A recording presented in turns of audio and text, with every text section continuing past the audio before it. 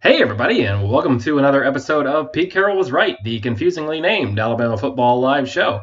I'm Carter, that's Ben, that's Mitch, and we are here to talk all things Alabama football with you. It's SEC Championship week. Unfortunately, we got a little bit of the juice taken out of this one with Florida's deeply hilarious loss to LSU. But, that's still like they can get in if they lose this game, but like one, you want to be the one seed here regardless, and two, like I don't know, I like winning the SEC championship. Like Alabama has won the Natty without it, and I am all for that. But like you know, they didn't win it last year. Twice. I like to win it. Yeah. Is actually, I think that's like an interesting place to start. I guess we should probably talk about Arkansas at some point, but is Alabama guaranteed a spot? Yeah, maybe not. Is Alabama guaranteed a spot even with a loss? I was going to say this is the least certain I've ever been, or I might ever be, of like one seed undefeated Alabama losing the SEC championship and still making it. And it's not because there's like really great teams with great cases kind of on the outside, like jumping to get in. Like I don't think Texas A&M is a particularly Strong attractive case. option for the committee to throw in, but it's like it just feels like one of those years where I don't know, it could get weird. See, I'm pretty certain of it just because it doesn't feel like there's an alternative, right? Like, unless they just get absolutely blown out, which is not going to happen. Like, who were they going to put it? Assuming like, I don't know, say Clemson wins, and so you like obviously have Clemson and Notre Dame in there and Ohio State. Who were you going to put in over 10-1 one-loss Alabama? It's not going to be A&M. I think the interesting question then is whether Florida would get in over Alabama. Yeah. Like with two losses, both to teams that Alabama beat, like handily. But with the conference championship and with the head-to-head. I mean, I think it's unlikely, but I mean, I don't know. And like I think with Florida at 7, they've set it up to where like if Florida wins, there's still like a possibility that they're in. Like I mean, like if Notre Dame beats Clemson and Florida beats Alabama, like you're probably looking at Alabama, Notre Dame, Ohio State, and Florida, right? Sure, I think. Well, it's just a question of whether Florida could jump Texas A&M.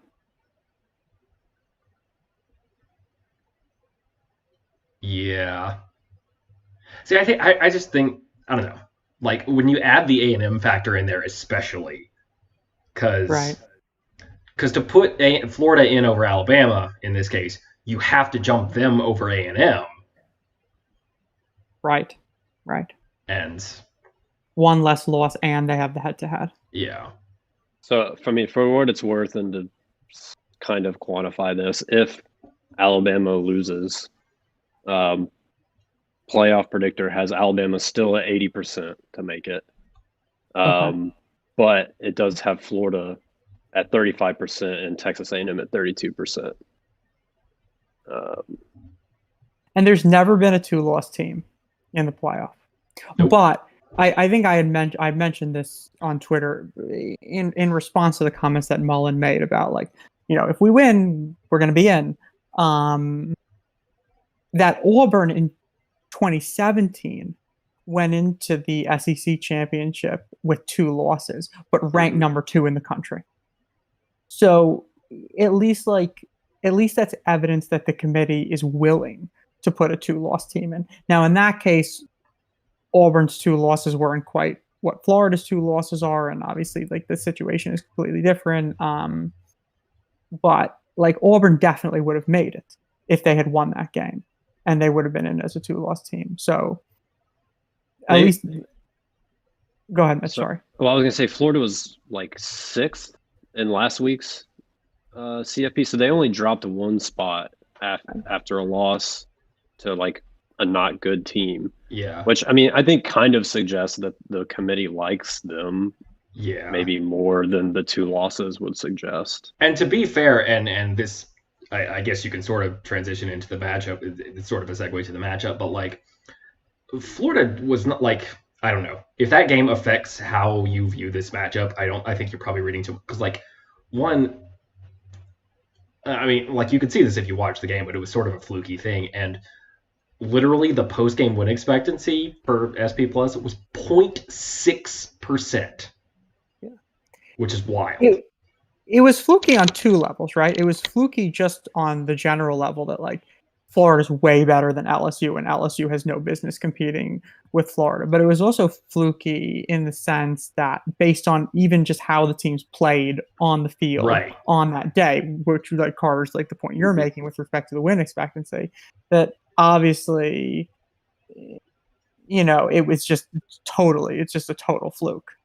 I mean, they had like, it was like 8.5 yards per play to like 4.5 for LSU, and they had like 10 scoring opportunities as opposed to 6, and obviously there was the whole shoe business, and like LSU having to hit a 57-yard field goal to win it, and then have Florida's very good kicker miss one to not go to overtime. Like, the best part is Mullen, I guess it was the day after, referring to it as a football move. No, I don't know if he's saying that like the tackle is a football move and just like his hand reached over to the shoe as part of a football move, but like it really seemed based on the quote I read that he was actually saying that like throwing of the shoe was a football move, which is incredible. I mean, that's just an incredible justification. Like, I don't think like any you can't be too harsh on Marco Wilson for this, I think. Like, obviously it's a dumb thing to do, but like, I don't know. He makes a play and he has a shoe in his hand and he's really excited and he throws the shoe. Like, it's stupid, but like it's completely understandable. But like, Dan, you could just say like he did a dumb thing in the heat of the moment, but like we're moving on. Like, you don't have to like I mean, telling Dan Mullen he doesn't have to say a stupid thing is fighting a losing battle on many fronts. But yeah, that was very amusing. I guess so. I think I mentioned this, I think, on Twitter yesterday, but this is probably a good opportunity to bring this up because Carter, like you mentioned, how much to make of the LSU loss, and obviously I think we all agree that the answer is not much. It feels to me like Florida is being underrated coming into this game, and not just with respect to how they match up against Alabama, because I think we all agree that Alabama is significantly better, maybe two plus scores better. But I feel like people are just totally discounting Florida as being a really good team, and they're number 4 in SP Plus for a reason. Like, they're really good, and I was curious about what you guys thought about that. I think it's kind of bizarre given that it's probably a lot of the same people that were like scared to death of the Alabama defense after the Ole Miss game. I'm just like, I mean, I think, Florida's offense is, the closest thing Alabama has played to that Ole Miss offense, and probably the best, if not the second best offense they'll play the rest of the season. Yeah. So, like, I mean, that alone. There is a certain matchup aspect, I think, or just like a stylistic thing of Florida's offense that I think makes it a slightly better matchup for Alabama, in the sense that, one, they obviously don't run the ball at all, but also the quarterback is, and Ole Miss ran the ball extremely well, as I think everyone remembers in that game. And two, like, Trask is not mobile, so they can't get a +1 in the running game that way. So it allows Alabama to play style, like, to not have to account for things that they had to account for against Ole Miss. But like, this is an insanely good offense, and they're going to put up points. Like I was talking with someone today about the defense and stuff like that, and it's like, they were like, those plays that Ben highlighted, the like like Alabama's going to have so much trouble defending those. And it's like, yeah, because Florida's a really good offense and those plays are really hard to defend. Like, it's not, they're going to give up, like, I don't know, 28 to 35 points probably in this game is what I would probably peg it at. But, like, we've made this point plenty of times. Like, it's you can't shut down great offenses if they're playing well these days. And Florida has a great offense. Like, the Pitts is amazing, and Tony is like a, I don't know, Jalen Waddle light type of guy, and they have like 3 different backs that can all catch passes, and Mullen is a really good game planner and play designer, and like, when when you have all those things, like, it's just, they're gonna score points.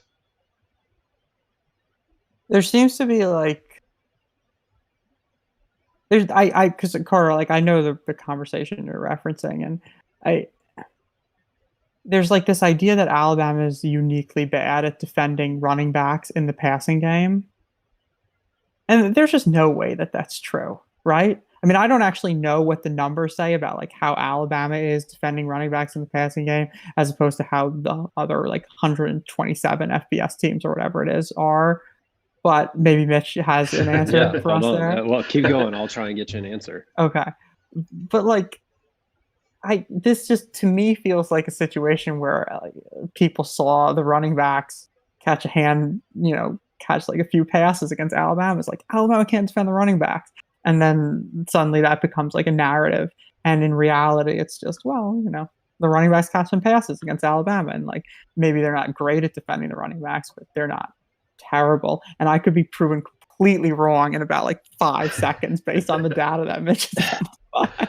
Well, also, like, I would rather be bad at defending running backs in the past than like wide receivers. Like, if you're gonna pick your poison, like, I'll take being bad against running backs. Yeah. I don't know that this completely tells the story, but they're 30th in yards per attempt to run. Like, when a running back is targeted, they're 30th in the entire FBS. Like 30th best. 30th best. No, sorry, 30th worst. Sorry. Okay.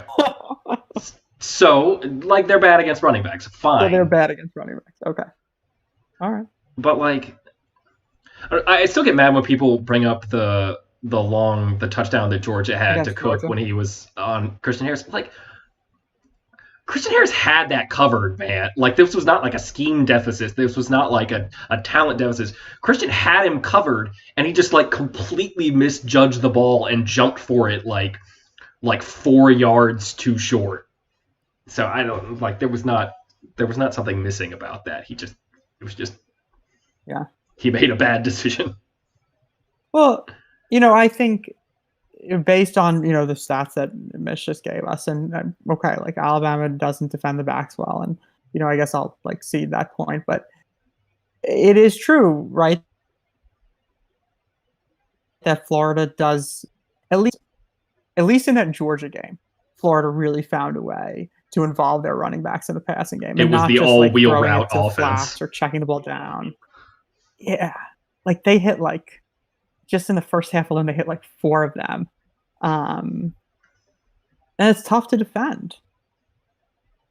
So it was really interesting because I was watching that. It's like the first one, Georgia stays in man, because like they're running this out of like a 3-by-1. So obviously Georgia's like Alabama. So when they face a 3-by-1, they're going to play man on the single receiver. And Florida always runs the wheel route to the side of the single receiver. And the first one, Georgia tries to defend it by peeling their defensive end off and having him follow the back, and that doesn't work. And then Georgia tries to defend it by staying in man and having one of the inside linebackers follow the running back. And obviously that doesn't work because he gets picked off by the single receiver running like a slant. And then they try to stay in man and use the safety to defend the back, and that doesn't really fare much better. So, there's like, I think there's like, I was watching that, it was like a legitimate question, like, can Alabama stay in man in these situations? because it really does put their coverage in a bind. So, like, I'm curious what you guys think about that, specifically about how you defend the single wide receiver side in 3-by-1, and whether it stays as Alabama normally does it, or whether you make an adjustment because of the way they use the back, not just like in the passing game, but in the downfield passing game. Yeah, I was curious. Sorry, Go ahead. Is Pitts ever the single wide receiver on that side? Or Yes. It is? Okay. Yeah. Sometimes, okay. Yeah. Although I didn't see a single wheel route to the back where Pitts was the single wide receiver, but Pitts definitely is sometimes the single wide receiver, which makes it even more complicated. And they usually have him wide right there when he's the single receiver. Like, it's not like a 3-by-1 where he's a nub tight end in line. Yeah. Right. Okay. Although I did see that a couple times, okay. At least once, where he was in line and it was 3 to one side, and then he was in line to that side, and the back was aligned to that side. It's tough. It seemed like on the play you highlighted where they stayed in man and then had the safety pick up the back, it seemed like that worked a little better, and the safety just kind of missed the tackle. Yeah. Do you think that's the way they would go, or yeah. I don't know. That was on a second and 14. So I guess you're thinking in that situation. You're leaving the buff you have enough time to make the play before he gets to the first down. Right. I'm okay. Right. Exactly. I'm okay giving up a 6-yard completion and putting them in 3rd and long. But in that situation, the safety had the running back in man, but the safety stayed deep at pre-snap and didn't come down. So, because Alabama, you're going to be in all sorts of trouble, right? If the man defender is coming down close to the box and having to defend them there, because now you're going to create all these issues with these picks and rubs. I guess I walk away from this thinking Florida's going to hit some of these plays. Yeah.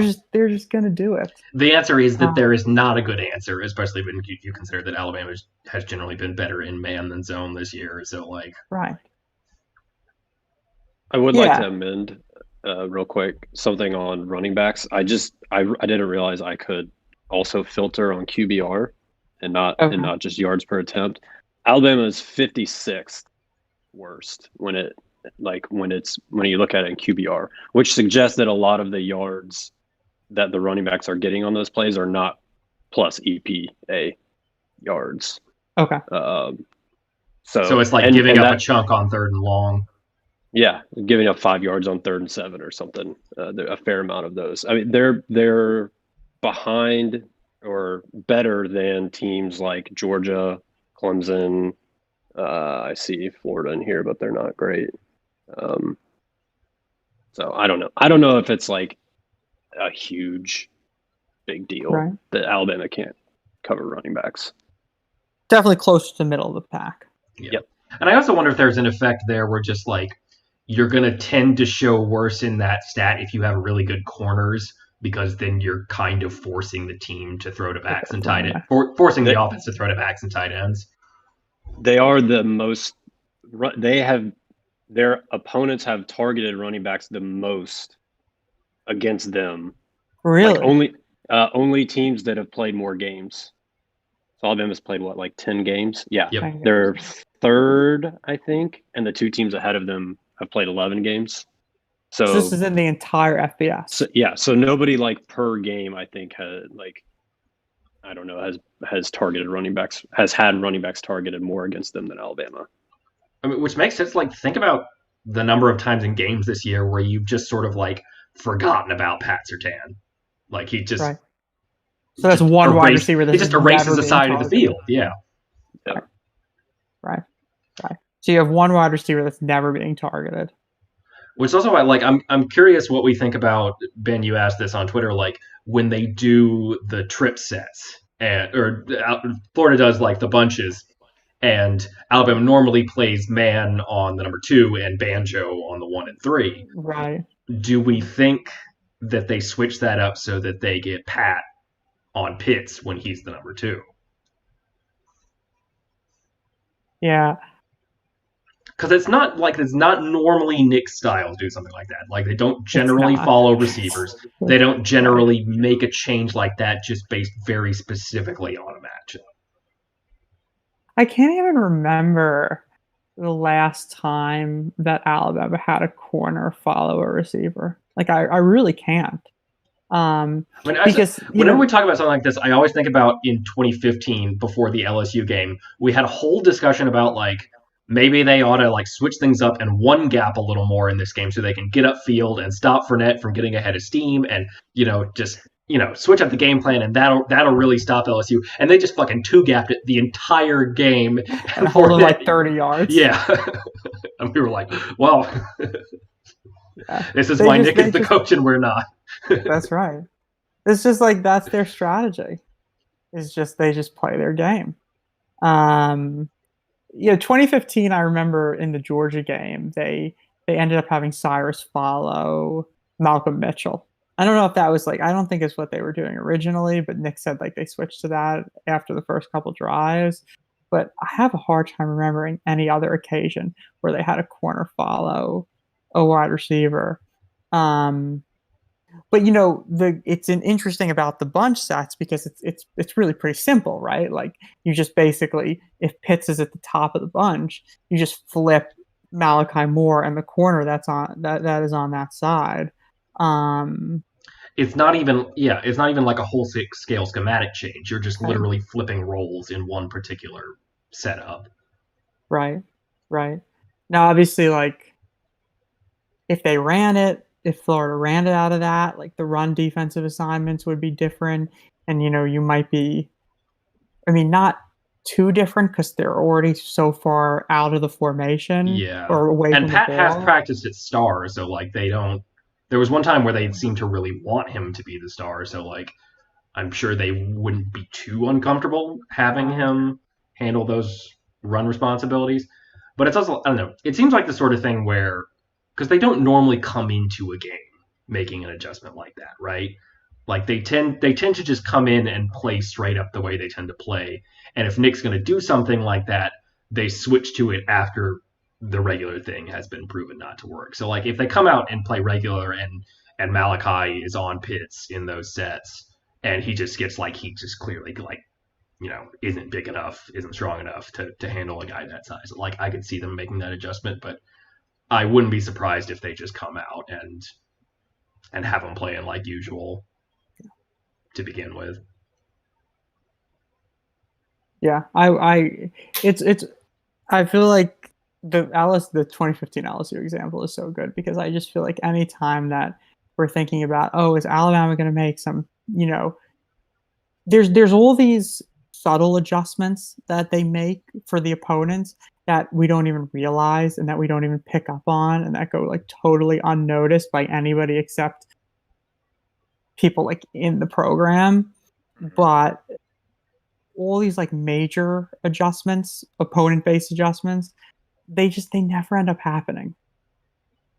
And this is probably going to be one of those situations, I would think.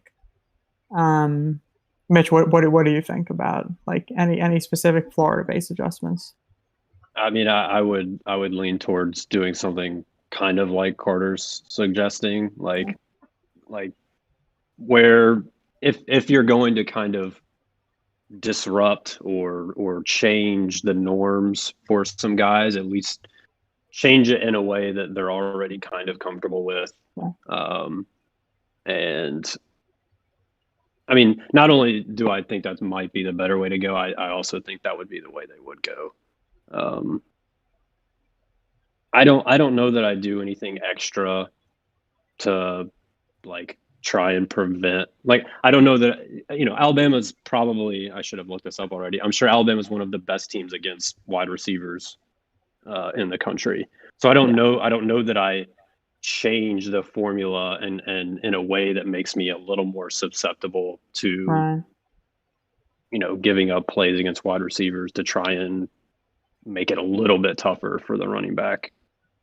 Because like you said earlier, there are going to be some big plays that happen. And I guess the other schematic questions on that side are, do we think they play base dime essentially. On standard downs, Yeah, because you run into this problem where I can't remember who I saw that was talking about this.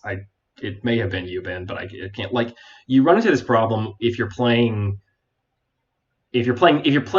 Pitts as a receiver, or you're treating Pitts as a tight end, and you're in nickel when they're in 11 personnel. 11 personnel. And you have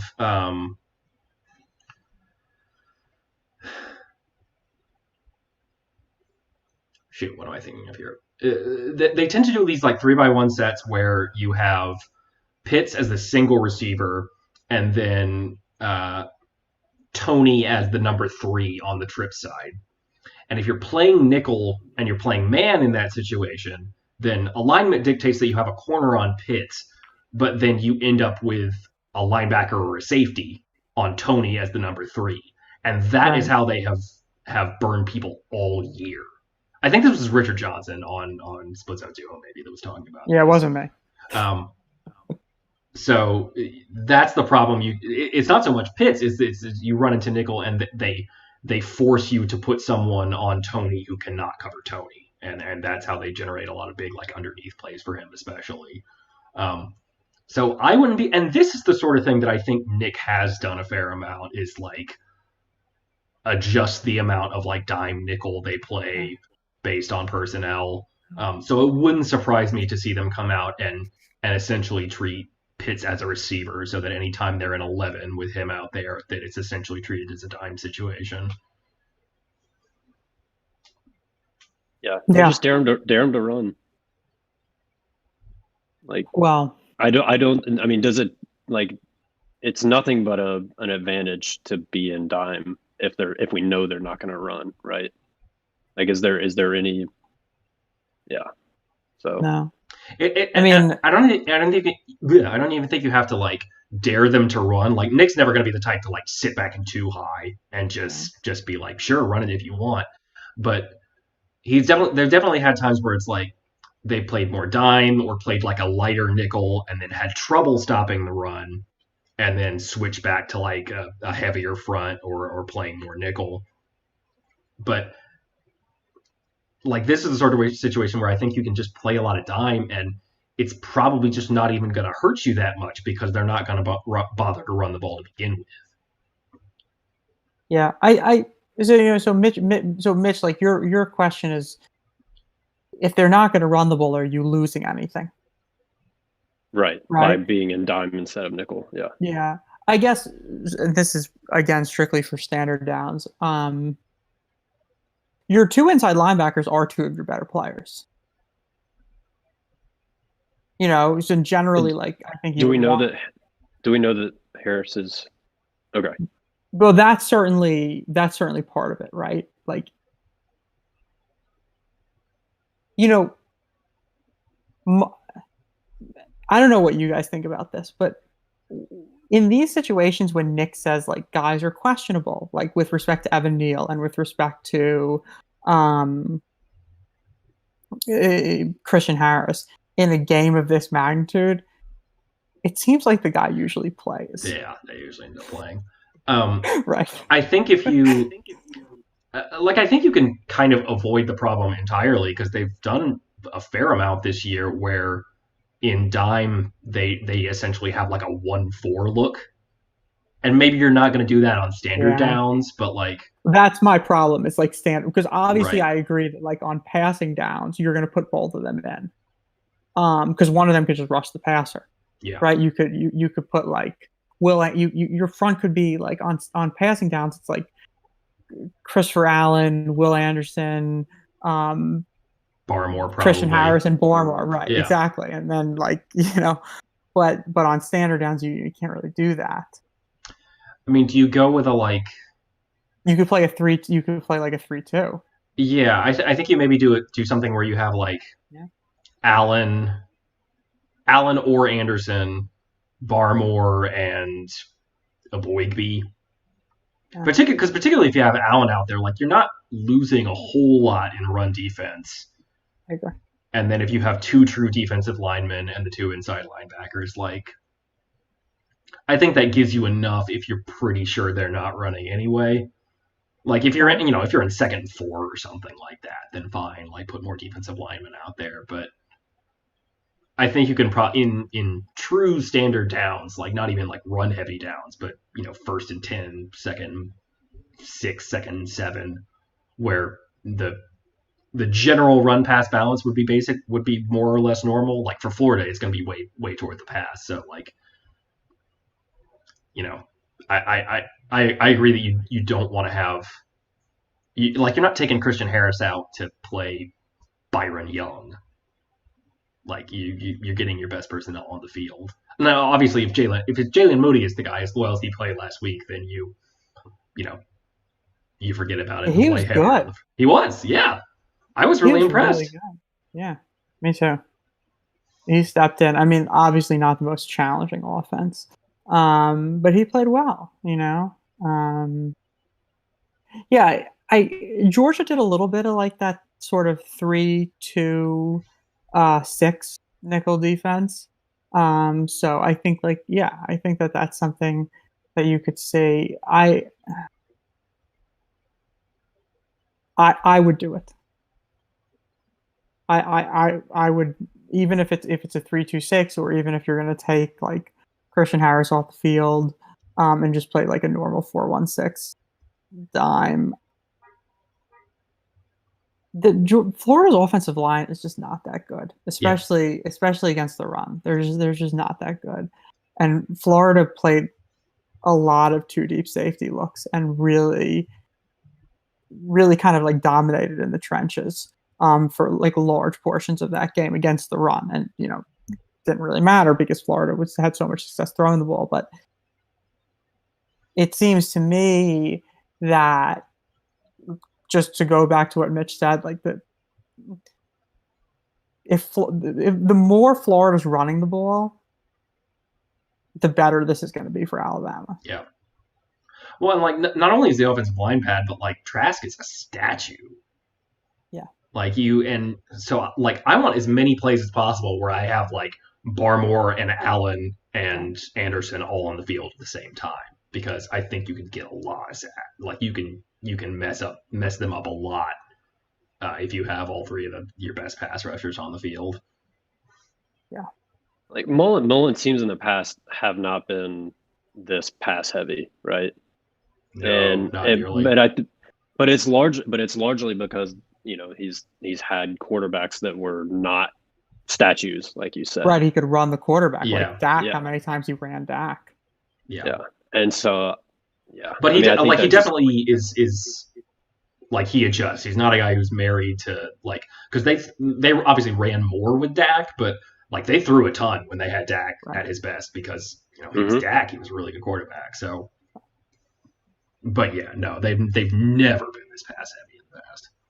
So I kind of take that as a sign. It's like he just doesn't think they're great at running. Like, they've largely, they've lost 2 games, and in both of those games they were kind of close the whole time, but they've kind of blown everybody else out. And towards the end of those games they could have run more, but they just didn't. I think it's because he just doesn't have a ton of confidence that that's their best plays. Well, and they don't run in the red zone either. Yeah, which is part of why Trask has so many passing touchdowns. Yeah. Yeah. It's too bad Mac lost the Heisman last week. To Devontae.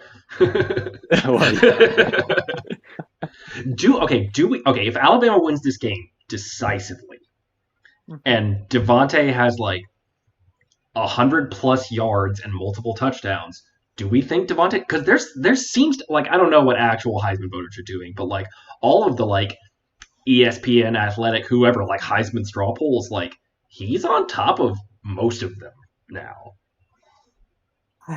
He's getting an invite at this point, right? Well, I mean, if there was a thing, yeah. I doubt there's like a thing. It's all virtual. It's all virtual.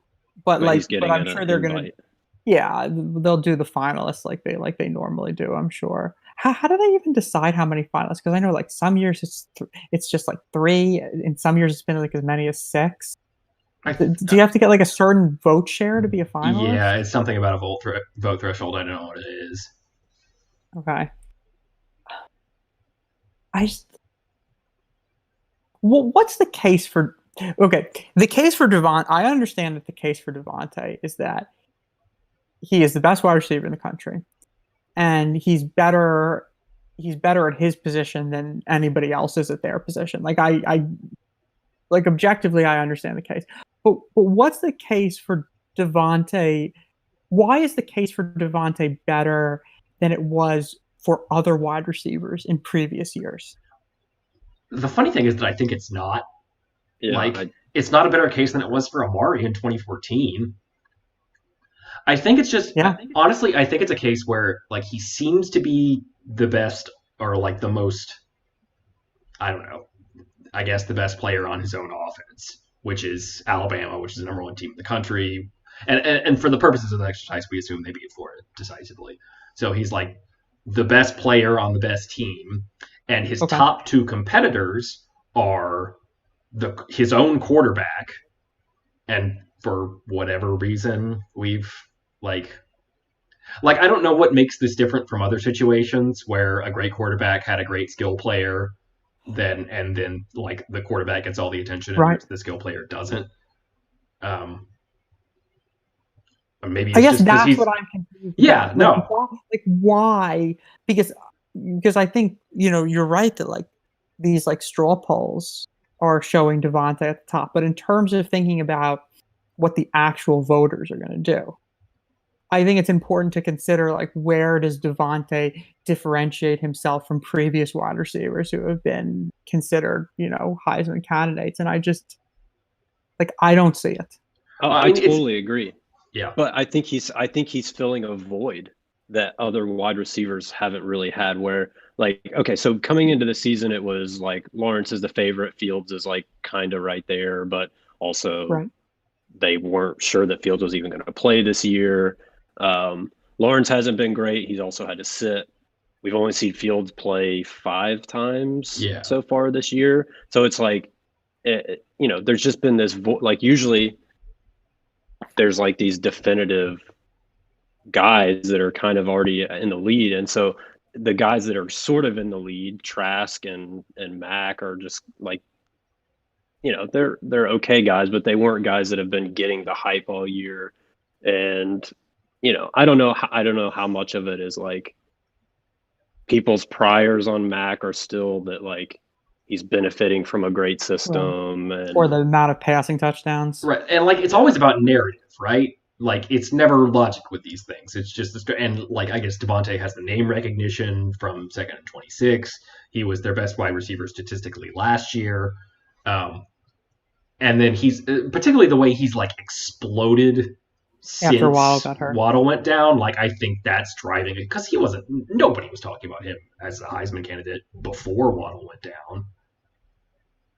No. Like there was that particularly laughable sequence when during whatever it was, the Big Noon Saturday game, when Joel Klatt was like,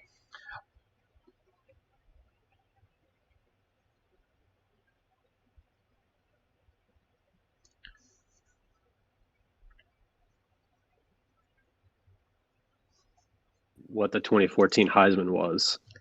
So I guess it was Mariota 1 and Melvin Gordon 2, and Coop 3. So maybe to that, maybe my point, maybe there was a void there that season. Like Mariota did kind of win it running away. Yeah, that was Mariota's junior year. He was spectacular all season. I'm sure, I think he was a favorite going in. So I don't think that, I agree. I think that's a good point. In 2014, there was no void. Mariota was probably one of the preseason favorites. And then he just kind of maintained that throughout the year and won the award. But you're right. This year, you've got Mac, who I guess doesn't have the name recognition, doesn't have the touchdown passes, and Trask, who his team's lost 2 games. Like that probably matters to some his team, people. for the purposes of this exercise, will have lost 3 games. Yeah, which is kind of disqualifying today, unless you're like Lamar Jackson. Right. And he just had this kind of, I don't want to say he played bad against LSU, but he threw 2 picks against LSU. Yeah. I also feel like, interestingly, I feel like the collective of Alabama fans seem to feel like Devontae is the more deserving candidate. And so, like, I was curious about what you guys think, aside from whether we think Devontae has a legitimate shot to win. Do we actually think he's more deserving than Mac? What is that? What do we think the Heisman is? Yeah. What is? because the best part, the most out. What is it? The most. Good news! I got our video back. Yes. I figured out how to restore it after we lose it when I drop out. So we're back. Oh, excellent. Outstanding. I would. Oh, go ahead. Okay. If you have an actual reason, go ahead. Well, no, I was just going to say, if it's anything to do with like the amount of impact a player has on the team, I mean, it's always going to be a quarterback. I mean, I like right. The award is all like no the best skill player in the country is never going to have more of an impact than whatever the best quarterback in the country is. If it's this award that like who's the best at their position relative, what's the biggest gap between 1 and 2 at some position, like wide receiver or running back and quarterback, like. I mean, and maybe that's the case for Devontae. Yeah, because like, who is the second best wide receiver in the country this year? That's still playing? I don't know. Like that's I don't know. Yeah, the answer would be Jalen Waddle. Played more than a couple games, right? Like, yeah. I mean, Olave and Wilson are good for Ohio State, but like they don't have the games. They're not that like Justin Fields is definitely seen as like the main driver of that offense. If you consider Pitts a wide receiver, maybe Pitts. This is good. Yeah. I love Pitts from watching Florida. I think it's just something, I don't know, and maybe this is me, but like when a wide receiver really dominates a game, I feel like that kind of makes people stand up and take notice, because it's a position where people can kind of disappear for a little bit. Even really great ones, and we'll go through a stretch where they have good, impactful games, but are just like they don't have that central role in an offense that we think of quarterbacks and even running backs as having. And so I think when you're a wide receiver and you have games like this, that just make everybody watching be like, "Holy crap! Look at that!" And I think the LSU game is the game that wins him the Heisman here, right? Because he has 200 yards in the first half, has that insane catch to end. Like that was the moment where he's his Heisman moment there at the end. Yeah. Ultimately, the thing is like it's such a ridiculous award anyway that like I think it's cool when a quarterback doesn't win it. This would be the 3rd time in the last 15 years that a non-quarterback has won it, and they're all Alabama. And like, if this is what we have to do to get, because I mean, a wide receiver hasn't won the Heisman in 25 years since like Troy Brown, right, or something. Or Desmond. Yeah, Desmond, but like he was like a return guy also, which I guess Devontae is now. Saban said on his radio show tonight, they asked him about like why is he returning punts. And Saban said something about, like, people are always like, oh, why do you have him out there? And he said something that was like, oh, well, we think it creates value for him and is good for him and his future, which is as close to Saban is going to get to saying, I'm trying to win this guy a Heisman. Yeah, that's interesting. So one thought that like I've been wrestling with, and I don't know if it's actually valid, is that because Carter, like, you made the point about the wide receiver dominating a game. And I think that's interesting because it sort of dovetails with what I've been thinking about Devontae Smith this year against Amari in 2014. And I have this like idea in my head that Amari kind of like he had to work harder to dominate games. Like he had to really earn his yards. He had to like earn his success, I guess. Whereas like with Devontae, it's more not that like anybody could do it because obviously like that's not true. But Devontae is like in a much better position than Amari was then. And maybe that's kind of, and I don't know. Like, I don't know if that's true. Like maybe I'm not giving Devontae enough credit. Or maybe I'm giving the scheme in 2014 not enough credit. But it just felt to me like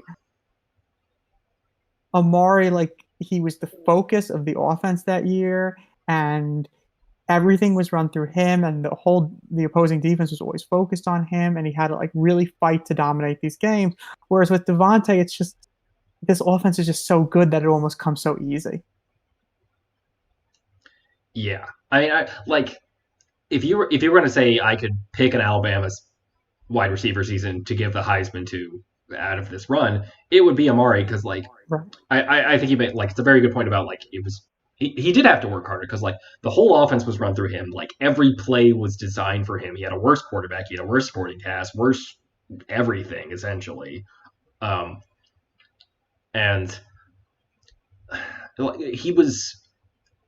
the offense was designed around him in a way that is not normally for a wide receiver. And I guess you could spin that as a negative, but I think in this case it's more a positive in terms of like how impactful he was. Whereas like Devontae is playing a much more like traditional wide receiver role. He's just doing it at an insanely high level. Yeah. Mitch, what do you think? I think it's the same. Maybe I made this point last week, but like I kind of agree because Amari was having to do over the course of 3 or 4 plays what Devontae's able to do in basically one play. And Amari's having to maximize, having to optimize like what he's able to get in 3 or 4 play. Like not that I don't think, if you put Mac Jones, you put him down in 2014 or just anybody that can kind of throw vertically the way that like he's been able to this year. I mean, I think he can do most of the same things that Devontae can, maybe not quite as well. But yeah, the level of difficulty that Amari had to face was, I think, way higher. Yeah. And I know that Devontae has been getting like a ton of targets since Waddle got hurt. But I don't know if that's because the offense is really more geared toward him or just because they only really have 2 wide receivers that they're throwing the ball to. And one of them is awesome and he's just open a lot and they're just throwing it to him. Or if they're really coming into the game saying like, we got to feed Devontae over and over and over and over again, which I think clearly was what the focus was in 2014 with respect to Amari. So I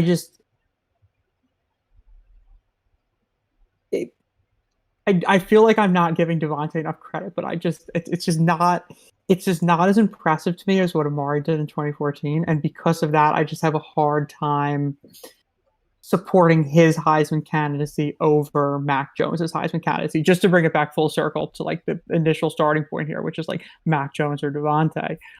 And I probably shouldn't be comparing Devontae to receivers in other years, but I don't see how he's more deserving than Amari. And because of that, I just want to like fall back on the default and give it to the quarterback. Yeah, I mean, at this point, I'm really only defaulting to like, let's get it to Devontae because it's fun to see a non-quarterback win it. But like, and the thing is, I think it's very easy to envision a scenario in which either of them wins it. Because if Devontae has like not that, if this is like a Texas A&M type game where Mechie has like 150 yards and 3 touchdowns, which is entirely possible, or like it's him and Billingsley get like the bulk of the yards and Devontae just has like a pretty good game, then like Mac probably wins it if he has like 350 yards and 4 touchdowns and Devontae is not like the bulk of that. Right. It's weird that like Devontae kind of surged not to the front because Mac seems to be like the betting favorite, but like Devontae seems to like surge to second place on the strength of a game where aside from his punt return, he didn't really do anything. Yeah, right? Did he? He had 3 catches for like 20 yards against Arkansas. Yeah, it's just a weird, I guess. And like obviously Mac didn't have any touchdown passes and didn't have a lot of yards because of the way Arkansas chose to defend Alabama. So, I mean, but think about how most of the Heisman voters probably consume, Devontae Smith's performance, right? They probably just see the highlights on SportsCenter, and so they're already conditioned to understand that he's an outstanding receiver, and now it's like, oh well, and he can return punts. It's like, they've seen the highlights of LSU and that punt return in successive weeks, which is now other people talking about him. Right now, he's scoring touchdowns in other ways. Yeah. I guess we didn't really talk about Alabama offense versus Florida defense because there's not a whole they're going to score a lot because Florida's defense is not very good. But like, do we think there's any chance that Florida just has an Arkansas type game plan this entire time and just sits back and forces them to go underneath? Because normally I would say like probably a lot of teams are going to do that, but a lot of teams do not have Todd Grantham as their defensive coordinator. I was about to say that. And like you could spin that in more of a pot, like if they play Clemson in the playoff, like Venables is not going to do that because that's not who he is. But like he will do it in, smarter and more schematically sound ways. Right. Listen, Carter, I think you had mentioned which NFL team were you talking about the other week that's just been playing out of like too high all year? The Rams? Yeah. Rams, yeah. I mean, this kind of dovetails with that. This is how I would defend Alabama. And like, not that it's necessarily predictive of things that are going to happen in future games, but it was very clear that at least eventually Mac got impatient and did something stupid. Yeah. And it didn't end up mattering because of the penalty, but like, that's the kind of thing, right? Where like, you make them move the ball slowly, you make them, not get yards in chunks, and like eventually somebody messes up or does something dumb, and you take advantage of that. And like it lets you limit possessions, and all of that stuff. And to me, it's like unquestionably the way to defend Alabama. But maybe that's because like it's not as easy to bait Mac into playing hero ball the way you kind of could with Tua, but he still wants to go deep, and because the whole offense is designed right to like. Yep. But I will say though, he did the stupid thing on the goal line there, but overall, like he didn't force the ball down the field. He's generally very even when you play a style like that, he'll take a shot if it's there, which it is going to be at some points.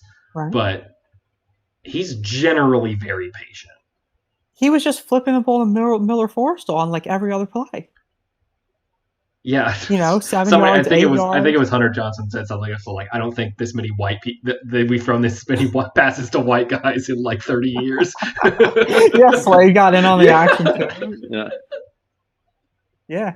I mean, it's just like, I agree. Like, I think it's maybe a bit more difficult to play Mac that way because he's less likely to do something dumb. But sorry, I would still rather do that than let him bomb deep on you.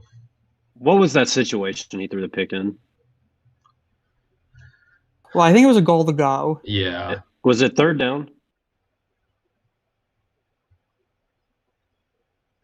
And I want to say I honestly don't remember.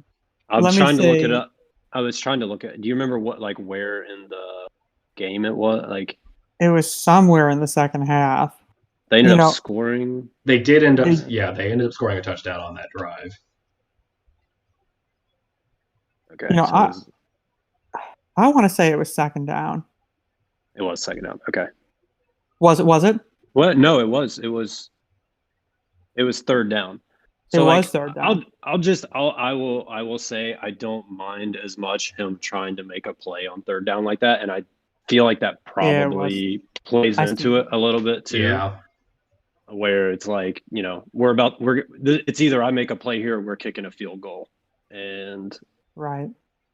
I don't mind it. When it's also not like we're going to lose that game.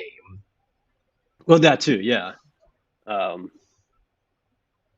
So I don't know. It's interesting. It wasn't a goal to go. It was 3rd and 4 from the 9.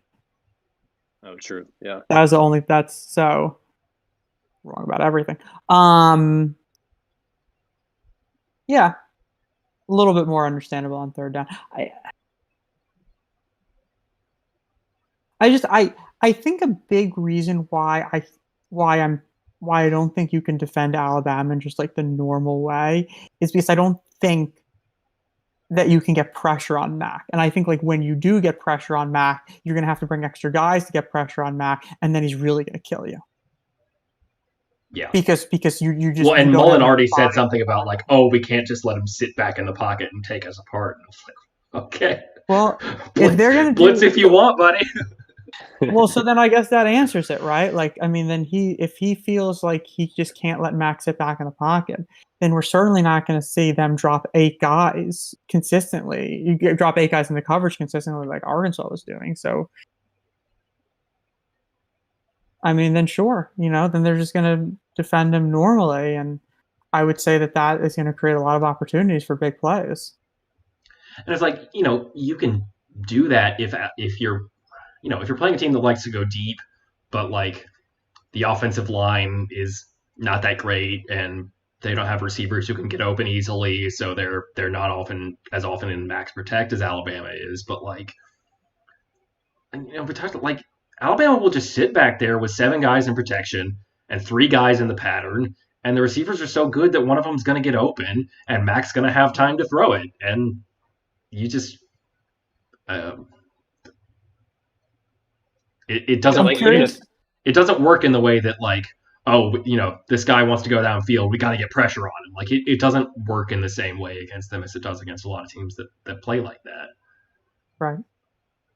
Do you think if they, because if the other team is going to do this sort of like drop 8 into cover strategy like Arkansas was doing, I think it would lend itself more to like a 12 personnel approach from Alabama, where they're getting Forrestall and Billingsley on the field like every play, and it makes it a bit easier to run the ball. But if they're just going to play him straight up, like, do you play more 11? Do you get Slade out on the field? Slade seems to like, I don't know. He had that really bad fumble against LSU, but it was after a nice catch and run. Alabama hasn't had to like establish a personnel identity because none of these games have been competitive, but I've always been curious the last, month or so about what they would do in a tight situation, about whether you would see 2 tight ends out there or whether they would play Slade and go with 3 wide receivers. I would kind of rather have Billingsley just because you can dictate personnel that way. And well, what if Billingsley was your only tight? What if you played Billingsley as your only tight end?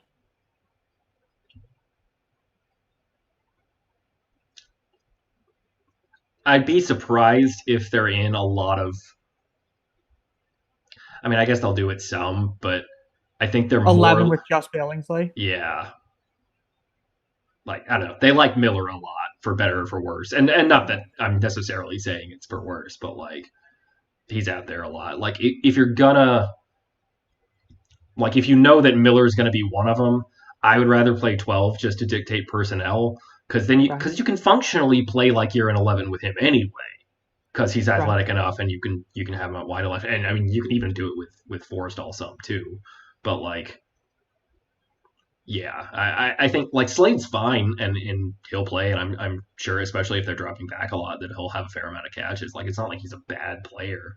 Um, I just like if I'm picking one of the two to be kind of my primary package, then if I have if the difference between my third receiver and my second tight end is not that big, I always want the second tight end just because you can do more things matchup wise when you force them to play heavier personnel to match 12. But Mitch, what do you think? Is that how you'd want it to go? Or? I would agree. I don't know enough about their defensive personnel to know like Right, no, that's right. the relative guys that be coming on and off in that case. But I would say on average, I pretty much agree. Because Billingsley is a more than capable athlete, and Forstall is, maybe not the most athletic tight end, but there've been more than a few times I was like, oh, that was like a pretty tough catch to make. So yeah. So I wasn't even thinking about this, but as far as I don't know a ton about their defense, but I do know that like I don't know. I don't really know anything about their nickelback, I guess, but like Elam and Wilson, the corners are pretty good. But the middle of their defense, like the safeties and the linebackers, are pretty like it's a lot of like 3-star guys. Like they're not particularly talented, and this is not like the 3-star who's become a great player.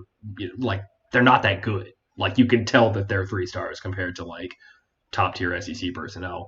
And so if I can get Billingsley on a 3, ironically Billingsley who was like a 3-star himself, but like if I can get Billingsley or even Forrestall on a 3-star linebacker, then that is the matchup I want rather than Slade on a nickel. Yeah. Yeah. So, okay. I mean, they'll probably mix and match, I would guess. And like, we'll see some of both. I don't also know, like, do we know anything about Slade's injury situation? Because I know I feel like I heard he was banged up and for a little while after Waddle got hurt. And now, like, I don't know if that's still the case. So obviously that could dictate it too. So overall, but just to circle back to the original point that Carter was making, very difficult to see Florida adopting a similar strategy that Arkansas used. Is that kind of the consensus? Yeah. And also the opposite strategy is probably not going to fare much better. Where you're getting aggressive and blitzing all the time. Right. Yeah. Right. Because like they don't have the guys on the front to like make plays like that. And even if they did, I think this offensive line is more than capable of handling. Yeah. Like Brenton Cox is pretty good, but they're not. And they actually have a fair number of sacks. I think they lead the SEC in sacks, but I think a huge part of that is because Grantham blitzes so much. Like I don't think it's that they have like a dominant front seven in terms of just like straight up pass rush. I think it's a lot of manufactured pressure, which I'm not as worried about. I think the game plan is try to trick Mac, try to confuse him.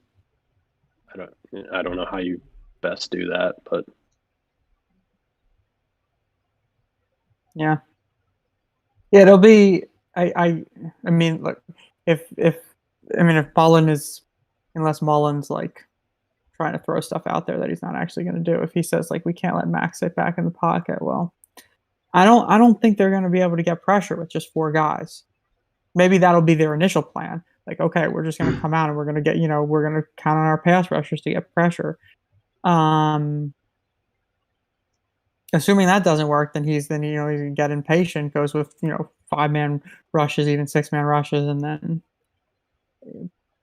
I mean if they're perfectly schemed up and the defensive players execute it, then maybe they could have some success. But we just haven't seen that against Alabama this year. Yeah, it's hard to me. Like, these aggressive blitz heavy schemes can work if you're really good and you have great defenders on the back end and you get home really fast. But like, That's like, if that were going to be the case for Florida, it would have happened already this year, and they've been Right. consistently bad against everybody. Like, if you had a really great aggressive defense, like with a good front forward to where you were certain you were going to get home fast when you brought extra pressure, then sure, I could see trying that tactic out. But I just don't think it's going to work for Florida. I don't see how they consistently get home enough. So, what are you guys thinking score-wise for this game? I was thinking about this before. I think part of it depends on how fast Alabama plays. Okay. Like how, and not just fast in terms of like, hurry up, call plays quickly, but also like, are they going to run on 2nd and 10 a lot? Yeah, or like, because not necessarily that the 2nd and 10 runs have been bad. I mean, they're not smart, and this would be the type of game I would say please avoid doing that. But they also kind of slow down the game a little bit, because you're like when you're throwing, you're either hitting a big play, right, or it's an incomplete pass and the clock stops. So, if it's as it's been all year, I would say 45 plus, 45, 50 range. Like, I could see, I don't think this is going to be, I think Grantham's aggressiveness is going to burn them a lot and just leads. This is the sort of game where Alabama just like racks up scores because they keep getting huge plays. So like, I could easily see this being like 52-35, like 49-31, somewhere in there. And also, if this becomes a shootout, that kind of affects how much Alabama's going to score. If the Florida offense is being successful, when they're kind of forced to just keep trying to score as much as they can.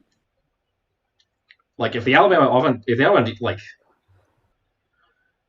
I don't know, I can't remember some podcast I was listening to. It was like, what's the number that Alabama hits on defense? Like if they hold Florida to X, then you're like, it's over. The game's over. Or like it's the whole national title. Like nobody is beating Alabama if their defense is good enough to hold Florida to X points.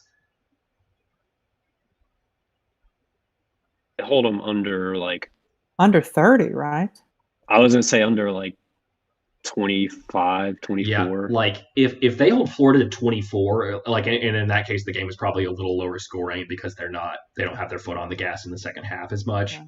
But like if they hold this offense to under 28 points, then I mean I already feel like, we discussed this, but like this is as confident I have felt that Alabama is easily the best team in the country in a long time. Yeah.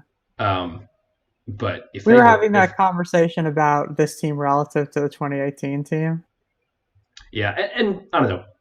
There's probably some hindsight involved in that for me, where I'm seeing weaknesses in the 2018 team that I didn't see at the time, and also like I don't know if that 2018 team is fully healthy. Like if they have Christian Miller in that last game, if they have Trayvon Diggs, like it's a bit of a different story, and also if they don't, I don't know, if that game doesn't just go like it goes, then.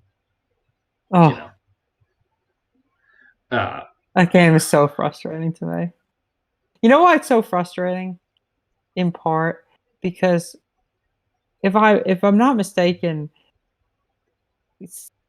after the 2010 South Carolina game, Alabama hadn't lost a game by more than a score until then. The Oklahoma Sugar Bowl was like 45-31, but that's the only other time.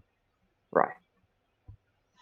I mean, that was before that game. That was a stupid very stupid game. Alabama had not. Okay, they lost by 31-17 to Utah in that 2008 Sugar Bowl. They lost 35-21 to South Carolina. They lost 45-31 to Oklahoma. Those were the three biggest losses of the Saban era. They had never lost by more than 14 points. And that's even in 2017, it was all by like a score, right? Or not 2017, I'm sorry, 2007. Yeah. There may have been. They lost by 6 or 3 to Georgia. Three to Georgia, I think. Yeah, 26-23, I think it was. It was 21-14 to Louisiana Monroe. It was like 17-10 to Auburn. I think they lost by 7 to LSU. But John I think it was Parvolo's a 8. I think it was fumble. like 42-34, something like that. 7 or 8. But yeah, those were all like one-score games. I'm not sure they even lost one by 14 that year. See, I really enjoyed that thing that like, like it takes a lot to beat Alabama, and even when they lose, like it's always close. And one thing you can always be sure of is they'll never be blown out, and then they lose by 28. Well, and like we talked about this, but like statistically, it was not a blowout. Right. Like I don't know, they got decently outgained. Like the post-game win expectancy was like 70%, which correlates to like a 10-point win rather than a 28-point win. So like they didn't even really get dominated. I really thought it was like a 50-something win expectancy.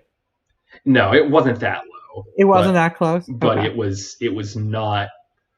Like I don't know how you convert a point differential to a win expectancy, but it's like a 28 point win usually is like 99. Yeah, right. Like it's really high.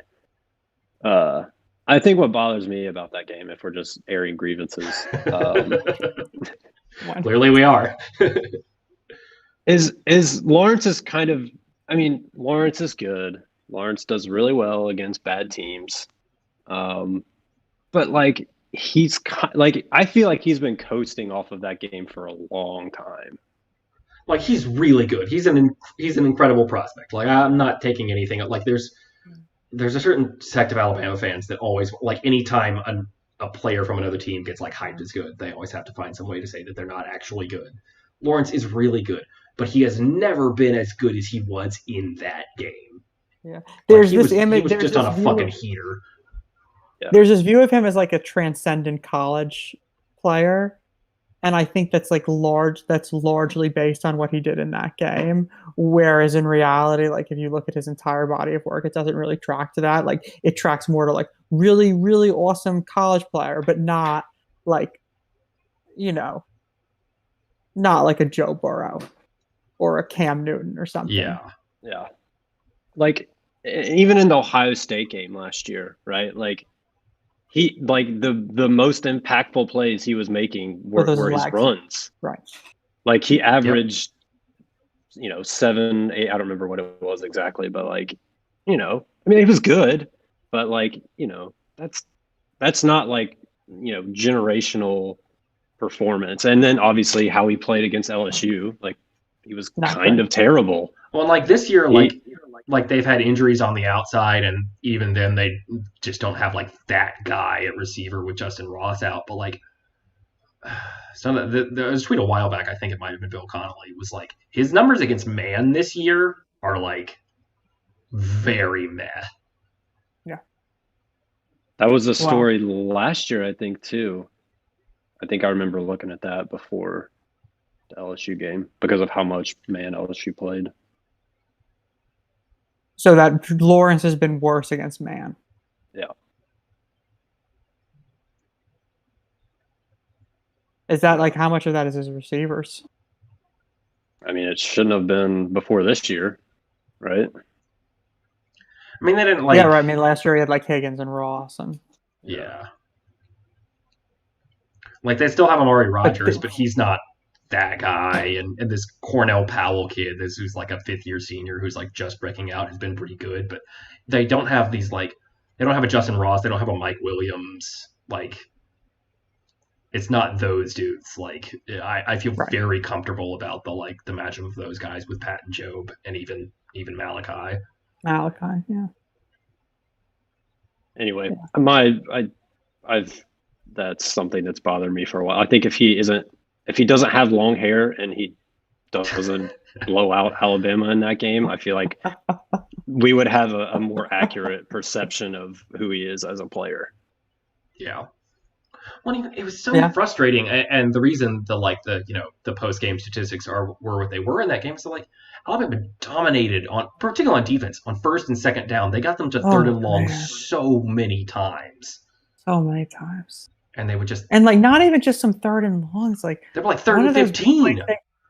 One of those big plays they hit early was like a third and like really long. I think it was for their first offensive touchdown. Because they got the pick six, they went up 7-0. Then Judy scored, and then I think like it was like for their first offensive touchdown to get them down into scoring range. They hit him on like a third and like 15 or 16.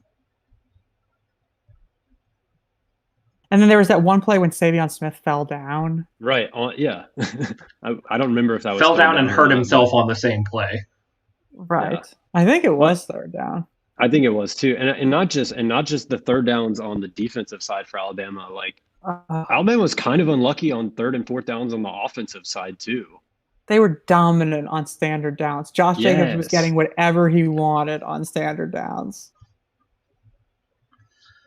That Alabama offensive line was so good too.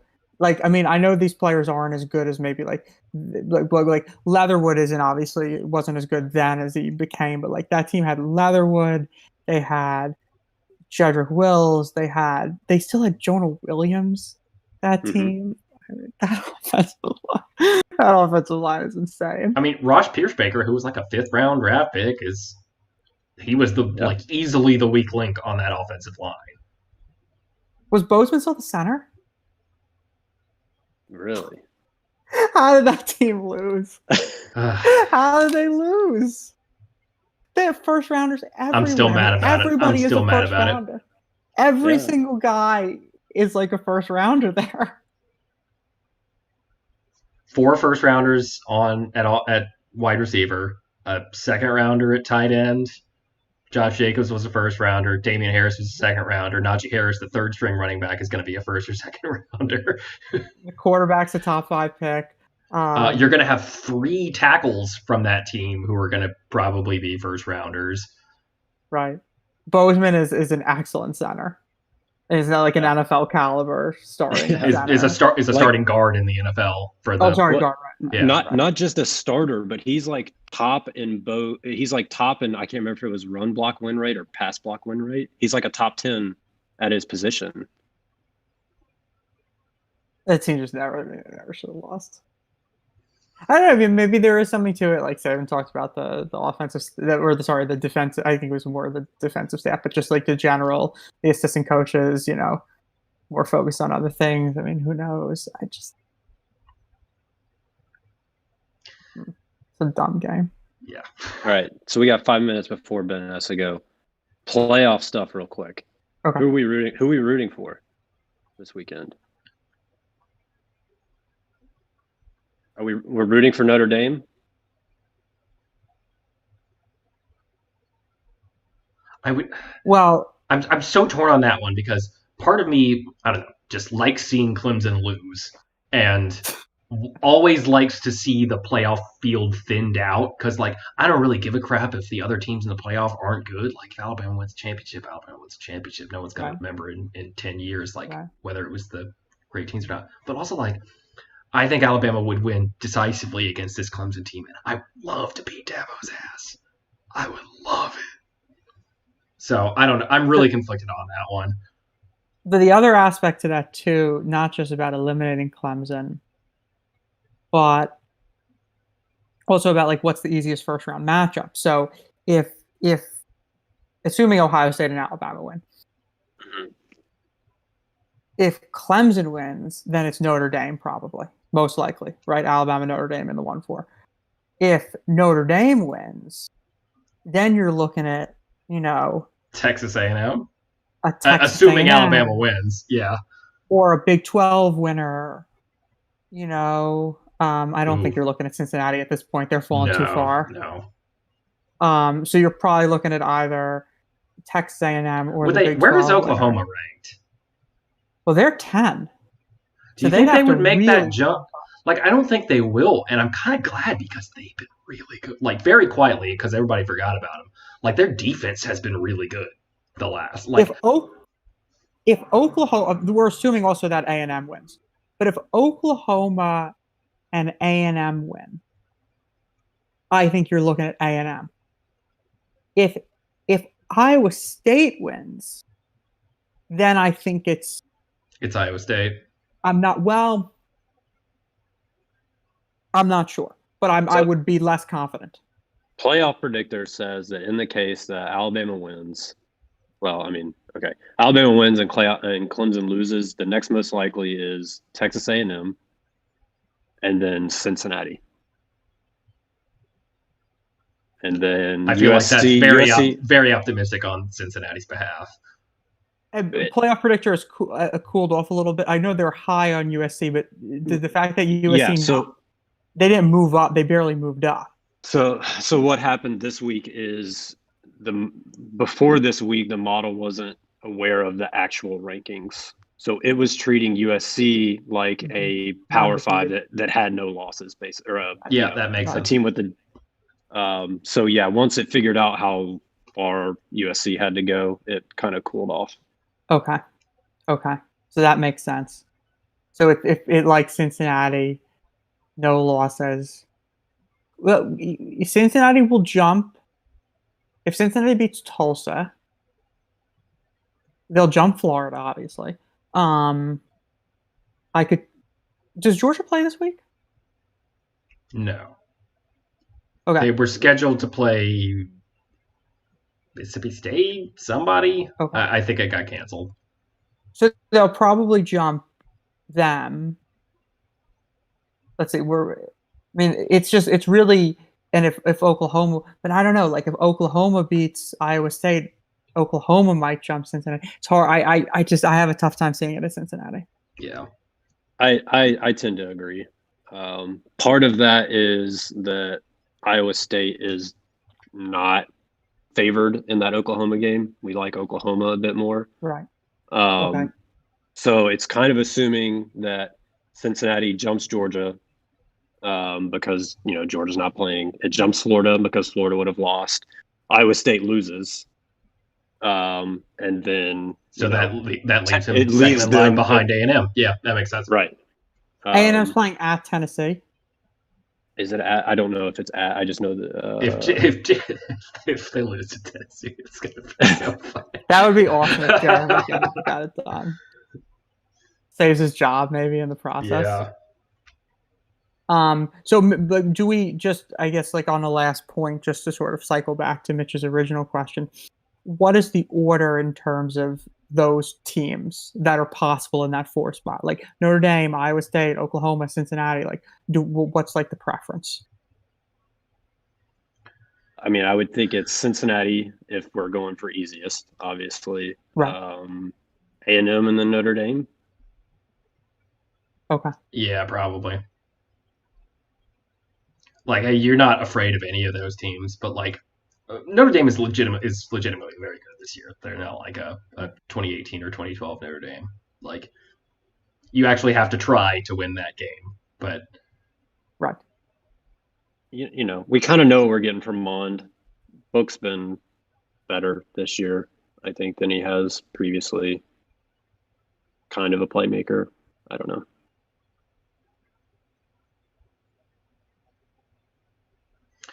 Okay, well, I think that does it for us this week. We'll guess probably see y'all the week before, like the week between Christmas and New Year's leading up to the playoffs. We will know the opponent, know the matchup, and we'll break it down then. So we'll see y'all later, and roll tide.